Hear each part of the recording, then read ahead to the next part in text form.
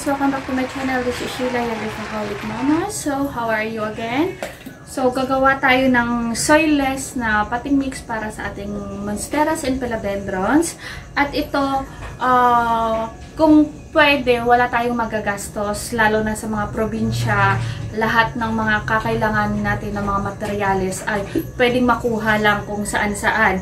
Kagaya ng meron dito, ang pinaka marami kong ginamit is yung woodbark. Yun. Bark ng pinutol na acacia. Yun, pinagtutuklap ko yung mga balat-balat nun. Tsaka pinagpod ko ng maliliit. Ayan siya, oh. You know, yung ganyan. Yan. So, I have here, this one is Monstera piñatipartita. And this one is Monstera Peru. So, kasi mahaba siya eh. Mahaba to. Hanggang ganyan siya. Kinat ko siya ng 3. Ayan. So, ito, ipopropagate ko siya dito. So, ayan. Gagamitin ko itong pating mix na to para sa kanila. And then, ito oh. Ito na din yung ginamit ko dito. So, yung pero hindi ko muna siya ikakat kasi parang nanghihinayang ko. Ang ganda ng itsura eh. So, baka later on na lang. So, si piñatipartita na lang muna yung ipopropagate natin. Using this soilless and lightweight na pating mix made of woodbark. So, ito guys, ang mga materyales na ginamit ko para magawa itong soilless at very lightweight na pating mix is woodbark, Coco Cubes, Cocopeat, Carbonized rice hull, and minimal amount of Pumice. So guys, para gawin itong soilless na pating mix para sa ating mga Monsteras and Philodendrons, so pwede itong gamitin sa Monstera Thai Constellation natin, sa Monstera Deliciosa. So to say, kasi wala pa ako noon. So, sana very soon. So, I have here lang muna is yung piñatipartita at saka yung Monstera Peru. So, ayan lang ang aking mga Monstera dito. And then, yung Adansonii. So, ang unang ginamit is yung Carbonized rice hull. Yan. Yun yung unang materyales natin. So, meron akong ipa dito. Ako na din ang nag-carbonize noon. So, 1 part ng carbonized rice hull.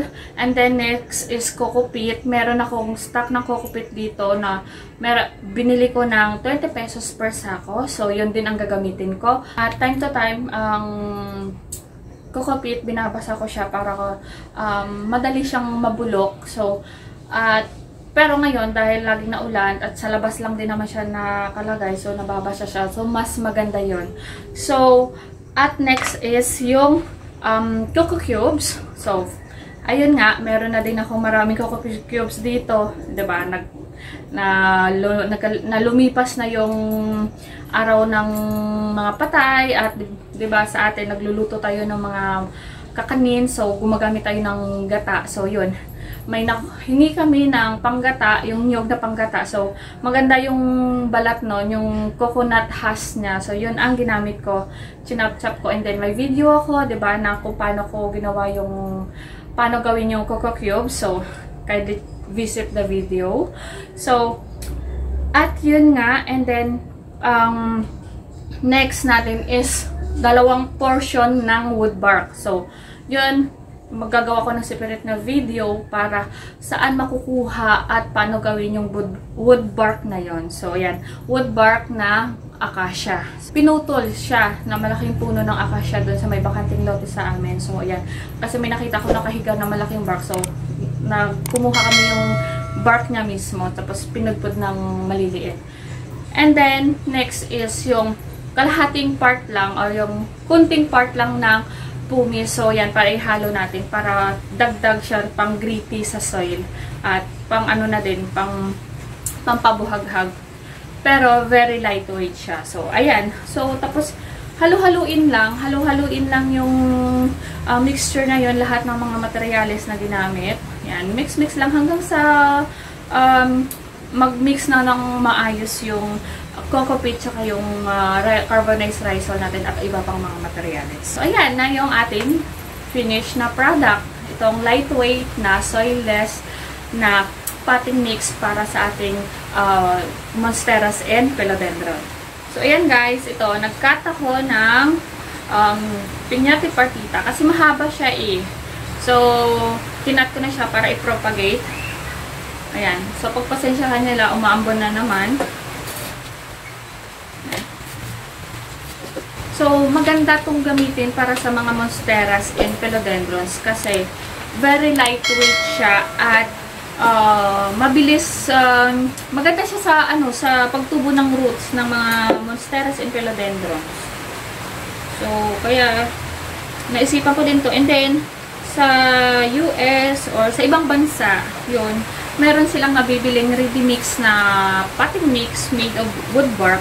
So, sa atin dito, meron namang nagbebenta, pero, siguro may kamahalan din. At, diba, bibili ka ng isang pack, worth 100 pesos plus. Pero ito, yan, tuturuan ko kayo kung paano tayo makatipid na same quality din naman at saka same yung purpose na kung bakit ito yung gagamitin natin para sa ating mga monsteras and philodendrons. Yan, tsaka ito hindi siya moist yung potting mix, yung medium natin para sa ating mga halaman. Pero, at the same time, hindi siya nagbabaha kasi, yun nga, gritty, walang soil na, sa soil kasi nagre-retain yung water, pero ito hindi. So, kaya very, talaga siya, very lightweight. So, make sure lang na merong enough na, kagaya niya na, merong enough or kung pwede maraming gawin yung butas para sa mga pots. So, 'di ba, ito nabili ko, meron na siyang 4 na malalaki. Pero sa akin kasi meron akong ditong handy na yung rod, electric rod na 'yon, mainit siya tapos tutusok mo lang dito tapos butas-butas na. So, ayan, ganun din dito. So, ayan na. Maraming butas. So, para yun, para ma-prevent natin yung root rot. Yan. So, ito, medyo moist yung potting mix natin, yung medium. So, hindi muna ako magdidilig nito after kong i-repot. Ito. Magdidilig na lang ako siguro pag after mga 3 to 5 days pa. So, ayan. Siguro mga pag after ng 3 days, mist lang. Hindi muna ako magdidilig para maiwasan natin yung root rot. Kaya yung sa iba na kakaripat, nag-root rot agad kasi automatic, pagtapos nilang magtanim, pagkatapos niyan, bilig agad. So, sa akin, hindi ko ginagawa yun para maiwasan natin yung root rot. Yun lang naman yung pinaka-kontra ng pagtatanim eh, pagbagong tanim na mga halaman natin. Yung nagdidilig ka kaagad. Yan, pwede mga after 2 days. Yan. At sa akin, lahat ng soil mix ko, medyo moist yung ginagamit ko. Yan, to. Tapos ipe-press mo lang kasi parang umaalsa kasi siya eh.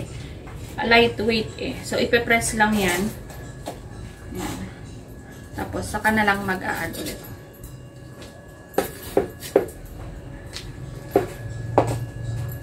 So, itong Monstera piñati partita tsaka yung Peru, hindi ako nahirapan alagaan ito eh. Hindi siya maarte, hindi maselan. Ayan. Ang bilis nilang lumago.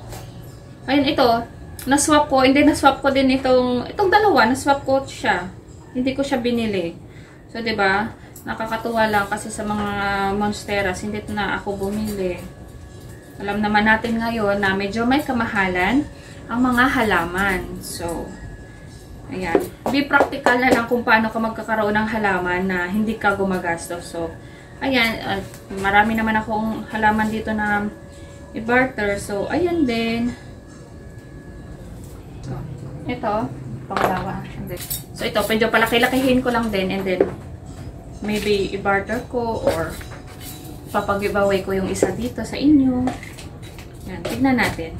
Kasi mas gusto ko yung pinaparami yung halaman ko eh. Kasi sa yung bili ka lang ng bili. Para dumami agad. Ang key lang naman para dumami ang inyong halaman is through propagation. So, ayan.